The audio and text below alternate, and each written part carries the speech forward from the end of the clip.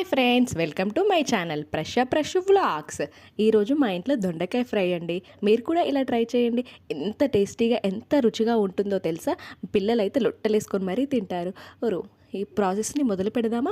దొండకాయ ఫ్రైలో ముందుగా దొండకాయలు అన్నిటినీ కడుక్కోవాలి. దొండకాయలకు చాలా బంక ఉంటుంది కాబట్టి వాటిని ఒక 5 మినిట్స్ నానబెట్టి తర్వాత దాన్ని బాగా వాష్ చేయాలి. ఇలా చేయండి, వాటికి ఉన్న బంక మొత్తం వెళ్ళిపోతుంది. ఇంకేముంది, ఇలా చాక్ తీసుకొని దొండకాయలను చిన్న చిన్న ముక్కలుగా కట్ చేసుకుందాం.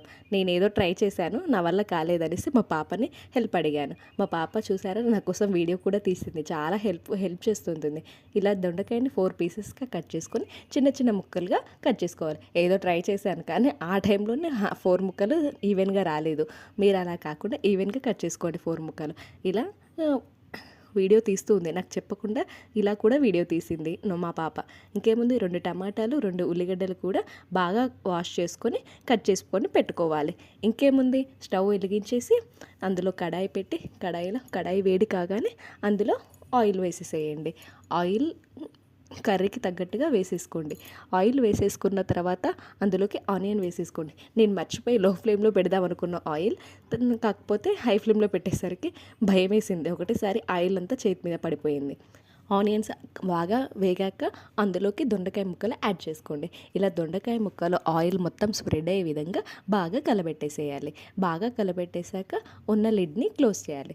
అప్పుడప్పుడు మన ఈ దొండకాయ ముక్కల్ని బాగా కలబెట్టేసుకోవాలి. ఎందుకంటే అడుగు దొండకాయలు బ్రౌనిష్గా అయ్యి పైన దొండకాయలు అలా ఫ్రెష్గా ఉంటాయి. ఇలా ఈవెన్గా కడాయిలోకి సర్వ్ చేసుకోవాలి. ఇలా కొంచెం దొండకాయలు బ్రౌనిష్గా అయ్యాక అందులోకి 2 టమాటాలు కట్ చేసాం కదా, అవి యాడ్ చేసుకోండి.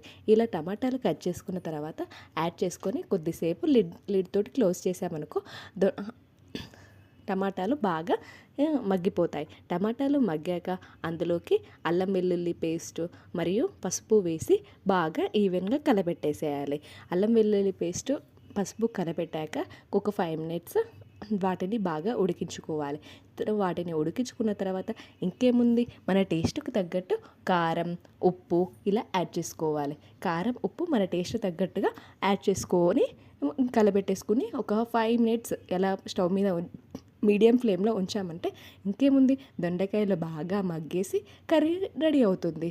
నేను అదే చెప్తున్నాను. లిడ్ క్లోజ్ చేసి ఒక 5 మినిట్స్ అలా ఉంచామనుకో కథం, దొండకాయ ఫ్రై ఫినిష్ అయిపోతుంది. ఇదే చెప్తున్నాను వీడియోలో కూడా. ఇంకేముంది, దొండకాయ ఫ్రైని ఇలా చూసారా ఎంత కలర్ఫుల్గా ఎంత టేస్టీగా ఉంటుందంటే మీరు కూడా ఇలా ఒకసారి ట్రై చేయండి.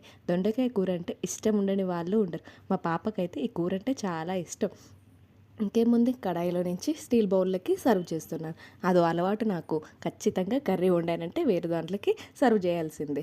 ఇంకేముంది, చూసారా ఎంత కలర్ఫుల్గా ఎంత స్పైసీగా ఎంత టేస్టీగా ఉంటుందో. ఈరోజు మా పాపకు దొండకాయ కర్రీ అంటే చాలా ఇష్టం.